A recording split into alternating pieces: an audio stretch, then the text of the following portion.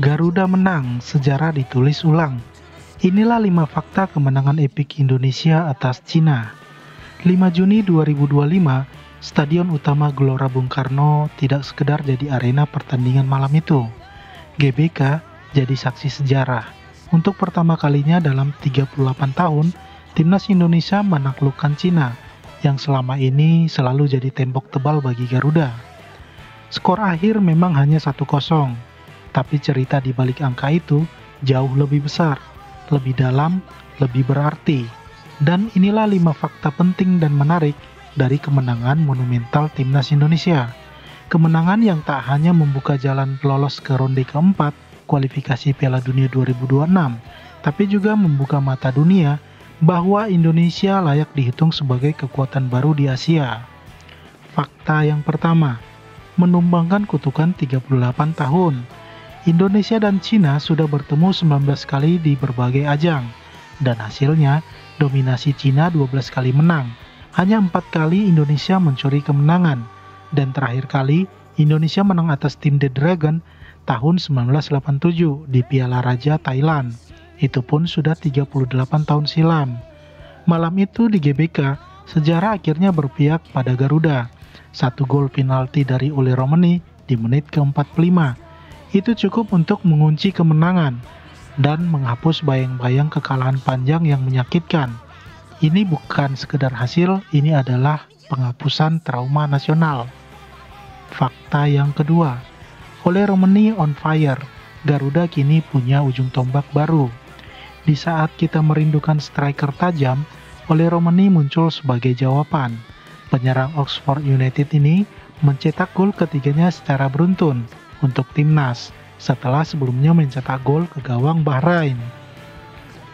Bukan hanya soal mencetak gol, tapi soal mentalitas Ole Romeni, di mana ketika Ricky Kambuaya dijatuhkan di kotak penalti oleh bek Cina, Yang Zhejiang, Romeni berdiri dengan tenang, di bawah tekanan puluhan ribu pasang mata. Ia mengeksekusi penalti dengan dingin. Gol itu mengantar Indonesia ke ronde keempat.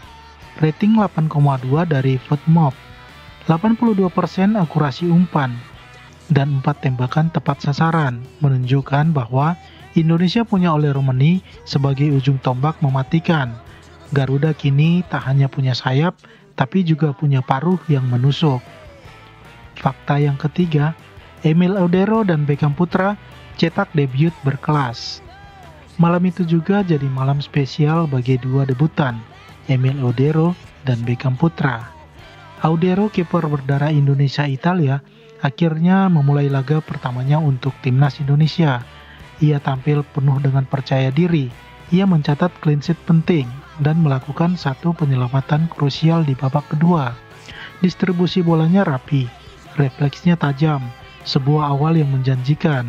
Sementara Beckham Putra, gelandang muda Persib Bandung yang penuh potensi, masuk di menit ke-75. Meski hanya bermain 15 menit, ia tampil lugas dan tenang. Dia memberikan assist kepada Kevin Dix yang hampir saja membuahkan gol. Beckham Putra tidak menunjukkan kegugupan di bawah tekanan.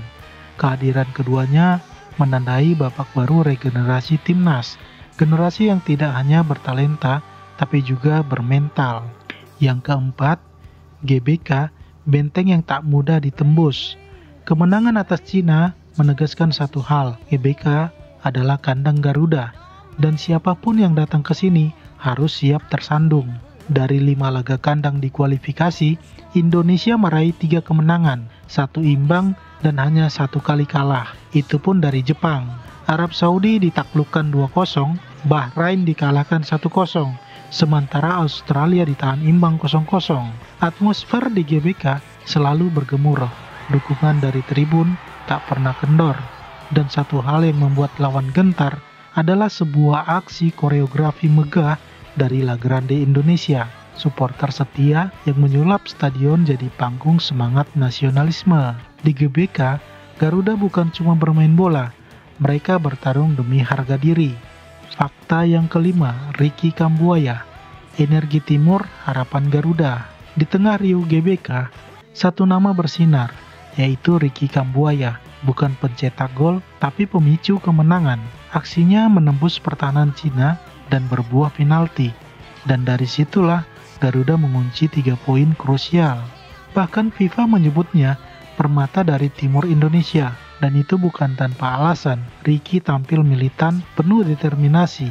Ia menunjukkan bahwa semangat Papua bukan sekedar cerita, tapi nyata di lapangan. Namun, meski tampil heroik, catatan Ricky masih belum sempurna. Distribusinya minim, hanya 12 operan sukses. Sebagai gelandang, ini jadi pekerjaan rumah besar. Bersinar saja belum cukup. Ia harus konsisten dan dominan. Tapi inilah awalnya. Langkah pertama menuju status pemain kunci. Ricky sudah mengetuk pintu besar timnas.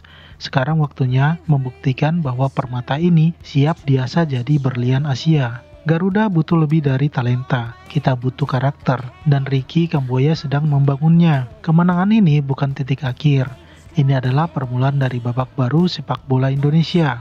Dari tekanan, kita belajar bertahan. Dari sejarah, kita belajar bangkit. Kini dari kemenangan ini, kita belajar untuk percaya. Percaya bahwa timnas tak lagi jadi penggembira atau tim hore. Percaya bahwa mimpi tampil di Piala Dunia bukan lagi khayalan kosong. Garuda telah mengepakkan sayapnya. Dan malam itu di GBK, mereka mulai terbang lebih tinggi dari sebelumnya. Menang atau kalah, kita tetap Garuda. Menjadi pendukung timnas Indonesia bukan hanya soal berdiri di tribun saat tim menang. Menjadi pendukung sejati adalah soal hati yang tetap berdetak untuk merah putih. Bahkan saat skor tak berpihak. Menang kita rayakan, kalah kita peluk. Karena dalam sepak bola, kemenangan itu sementara, tapi dukungan itu selamanya.